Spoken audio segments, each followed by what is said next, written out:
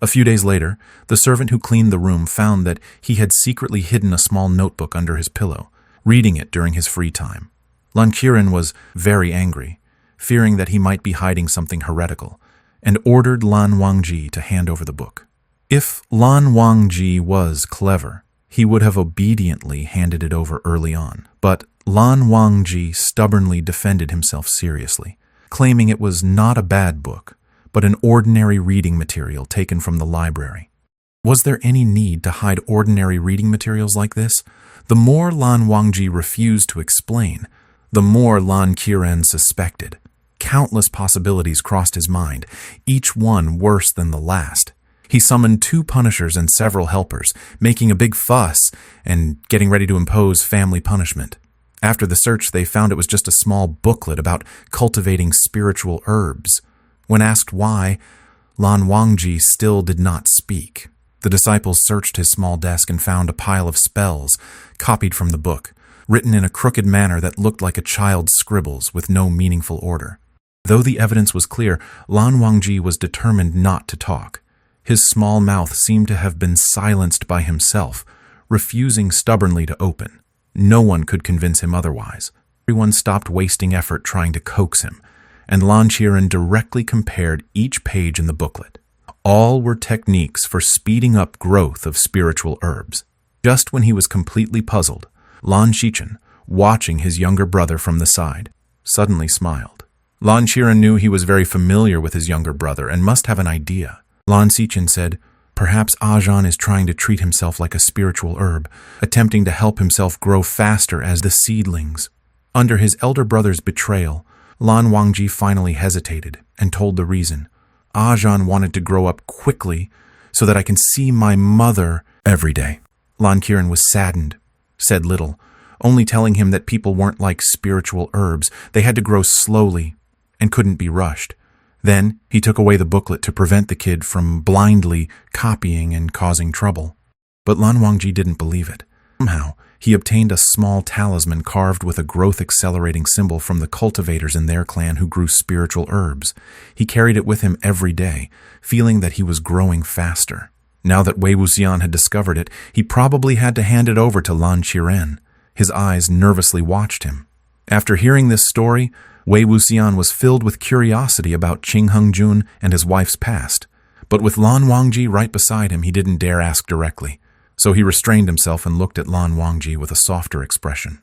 It turned out that Lan Zhan's childhood wasn't easy either, facing daily sternness from his uncle, distance from his father, and his mother's rare and precious moments of company.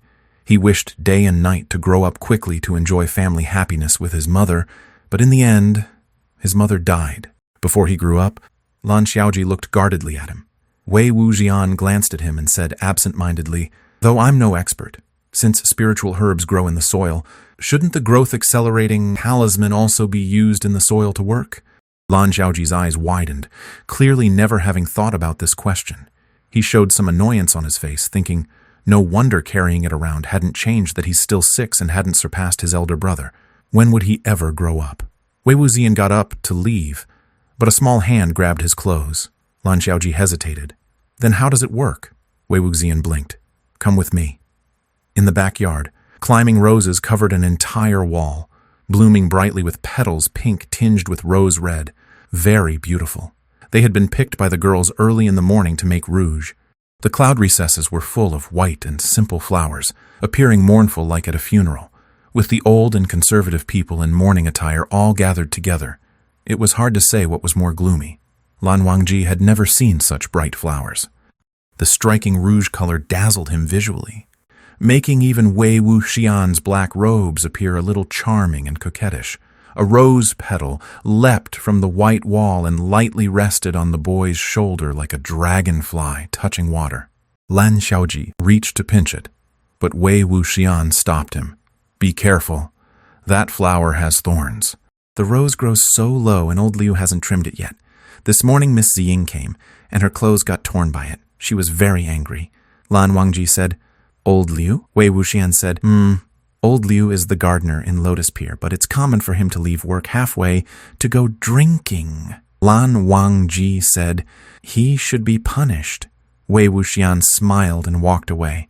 Wei Ying, Lan Xiaoji called him under the flowers, standing beneath the round moon gate. His clear and cold brows and plain figure made Wei Wuxian momentarily dazed, thinking that his gorgeously handsome fairy-like friend had just returned. Wei Wuxian touched his little head and said, "Little friend, why do you call me by my name directly?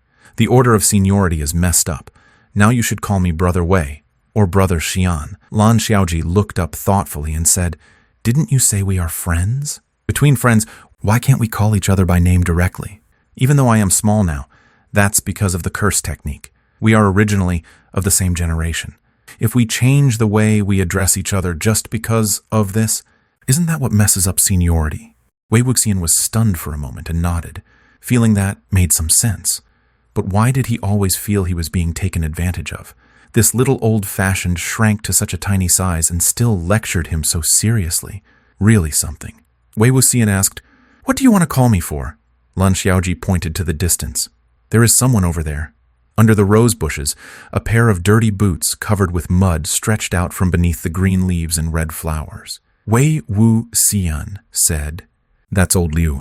Old Liu was lying under the rose bushes he planted, mumbling, with half a jar of lotus breeze wine running down his graying beard into the flower soil. A wheelbarrow filled with soil was nearby, and a dustpan full of rabbit droppings. Recently, old Liu liked to use that as fertilizer, just sweeping some from the yard whenever he liked for use. Lan Xiaoji said seriously, "Drunkenness causes trouble.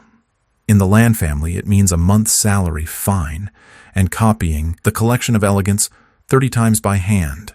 Wei Wuxian instinctively touched his chest and said dryly, "Haha, luckily, here is Lotus Pier."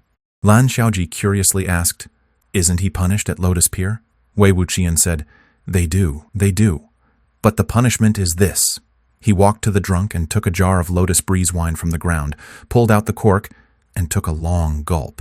Lan Xiaoji's little face scrunched up in suspicion, strongly doubting the fairness of this punishment. Old Liu had just left several pits waiting for planting. Wei Wuxian put down the jar, picked up Lan Xiaoji, placed him into a pit, and with both hands started covering him with soil, saying, "Little friend needs to be buried in the soil to grow tall and strong. Come on, give me the wooden stick." The wooden stick was solemnly planted next to the half of Lan Xiaoji's body, exposed outside the soil. Wei Wuxian channeled his spiritual power at his fingertips. A faint red spiritual stream encircled the talisman, on the stick, and Lan Xiaoji. After finishing, he sat down on the ground and started drinking. Lan Xiaoji quietly stayed in the soil for a while and asked, "How long do I have to be planted before I grow up?" Wei Wuxian stopped drinking, propped his elbow up, and touched the bottle mouth, saying, "That depends on the weather. More sunshine, more rainwater, feed some little bugs, soon, about 1 or 2 months." Lan Xiaoji nodded, thinking, 1 or 2 months is much faster than growing year after year. The big and the small were just idly basking in the sun and blowing warm breezes. From the distance, the bright rose wall sent over rich floral fragrance, and also Lan Qiren's furious roar. Wei Ying, Lan Qiren, had discussed with the clan elders for a whole morning and finally decided on a plan. He went to the East Wing room to look for Lan Wangji. The little maid said lunch wasn't served yet. Lan Wangji was dragged by Wei Wuxian to the dock to eat some random things, various oiled paper packages and small bundles, bits of leftover cake crumbs scattered all over the table. 2 little rabbits were hopping in the corner. A carrot rolled away. The rabbits, with no food left by its mouth, nibbled twice before belatedly looking up, their small eyes fixed on Lan Qiren's incredulous gaze. The rabbit's nose twitched, their little paws scratching at the boundary, trying to get out. The scene fell silent for a moment. Lan Qiren waved his sleeve and said, "What is all this? Such a mess. What kind of conduct is this? Where is Wangji? Wei Ying,